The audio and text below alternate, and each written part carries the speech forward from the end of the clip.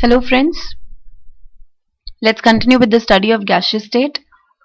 और मैंने आपको बताया था काइनेटिक थ्योरी ऑफ गैसेस के बारे में। तो काइनेटिक थ्योरी ऑफ गैसेस को हमने क्यों दिया? क्योंकि एक्सपेरिमेंटल प्रॉपर्टी स्टडी करी, लॉ स्टडी करे और उनको थ्योरेटिकली एक्सप्लेन करना था।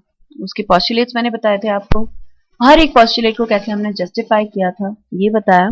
तो इस पूरी काइनेटिक थ्योरी ऑफ गैस से रिलेटेड है। There is an equation, kinetic gas equation. आज हम इसके बारे में पढ़ते हैं। काइनेटिक गैस इक्वेशन ये काइनेटिक थ्योरी के बेसिस पर डिराइव हुई है and the equation says PV, that is the pressure and volume of gas, is 1/3 1/3 mnu square.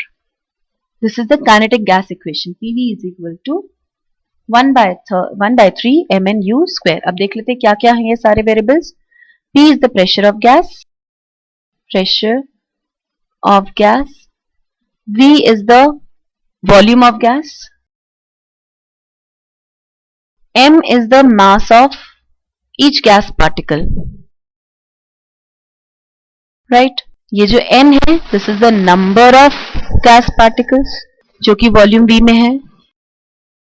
And U is root mean square velocity of particles. RMS, root mean square velocity of particles. ठीक है, अगर हम इस पूरी equation को 1 mole of gas के लिए लिखें, we are writing this equation for 1 mole of gas, isn't it? 1 mole of gas के लिए अगर हम लिखते हैं तो यहाँ पर जो n है वो क्या हो जाएगा? Avogadro number. तो हम लिख सकते हैं PV is equal to 1/3 m n, a लिख देते हैं एवोगाड्रो नंबर के लिए, c स्क्वायर। हमने u को c लिख दिया, वेलोसिटी है, स्पीड लिख दिया हमने, ठीक है, c। यहाँ पर ये mn क्या है? m into n, this is the molar mass of gas, so we can write PV is equal to 1/3 molar mass of gas into the root mean square velocity। यहाँ से हम c स्क्वायर कैलकुलेट कर लेते हैं, c square आ जाएगा 3PV upon n and c will come out to be under root 3PV upon m।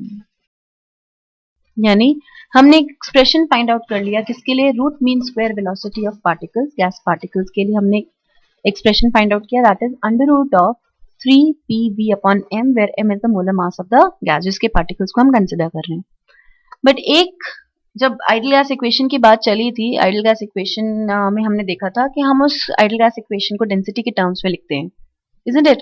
और वहां से मैंने एक मोलर मास का एक्सप्रेशन डिराइव किया था, dRT/P, मोलर मास को एक्सप्रेस किया था। D is the density of gas, R is the universal gas constant, T is the temperature in Kelvin and P is the pressure exerted by the gas। तो यहाँ molar mass को हम replace कर देते हैं dRT upon P से, ठीक है। या फिर दूसरा आप कुछ इसको तरीके से ऐसे समझ सकते हो कि हमने यहाँ से D निकाल लिया, D क्या आ जाएगा? MP/RT, isn't it? ये आ सकता है। अब ये जो है ये मास पर यूनिट वॉल्यूम, इसी को तो हमने डेंसिटी बोला है। तो ये जो फॉर्मूला है C का, हम इसको लिख सकते हैं C is equal to under root 3P/D। हमने मास पर यूनिट वॉल्यूम को क्या लिख लिया? D लिख लिया, डेंसिटी। और हम डेंसिटी को यहाँ पर क्या कर रहे हैं? रिप्लेस कर रहे हैं, ठीक है, किससे? MP/RT। तो ये आ जाएगा C is equal to under root 3P upon MP/RT। P से P कैंसिल कर देते हैं, right? This will come out to be C is equal to under root 3RT/M. Again a very important formula. 3RT/M का under root क्या होता है? Root mean square velocity. ठीक, तो हमारे पास अभी तक क्या क्या फॉर्मूले आए हैं? C is equal to under root 3PV/M, पहला फॉर्मूला ये था, that is under root 3P/D in terms of density, और थर्ड फॉर्मूला क्या था? 3RT/M। इन तीनों फॉर्मूले को हम याद रखेंगे, ये इंपॉर्टेंट है, ठीक है। अब R तो हमेशा कांस्टेंट रहता है, राइट?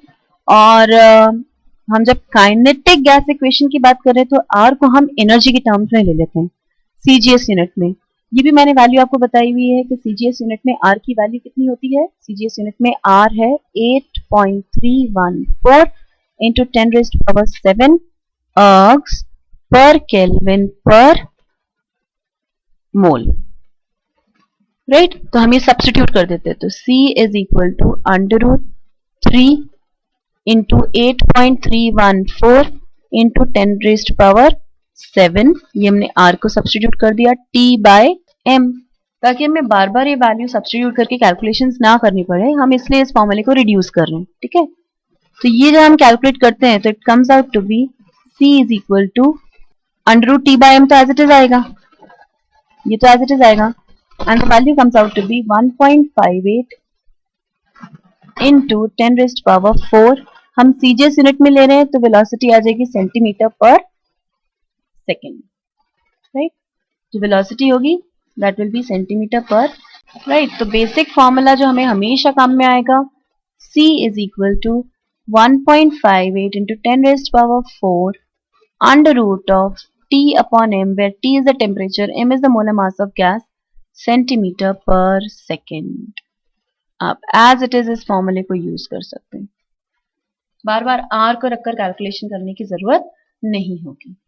राइट, अब हम काइनेटिक एनर्जी कैलकुलेट करते हैं gas equation, kinetic gas equation से। Obviously kinetic theory of gases है तो काइनेटिक एनर्जी भी कैलकुलेट करते हैं। Calculation of kinetic energy. Now we know equation क्या है, PV is equal to 1/3 mNc square. एक मोल के लिए लिखते हैं तो एक मोल के लिए n क्या हो जाता है, कैपिटल N यानी Avogadro number, and PV becomes equal to RT, PV is equal to nRT, n को हमने 1 सब्स्टिट्यूट कर दिया।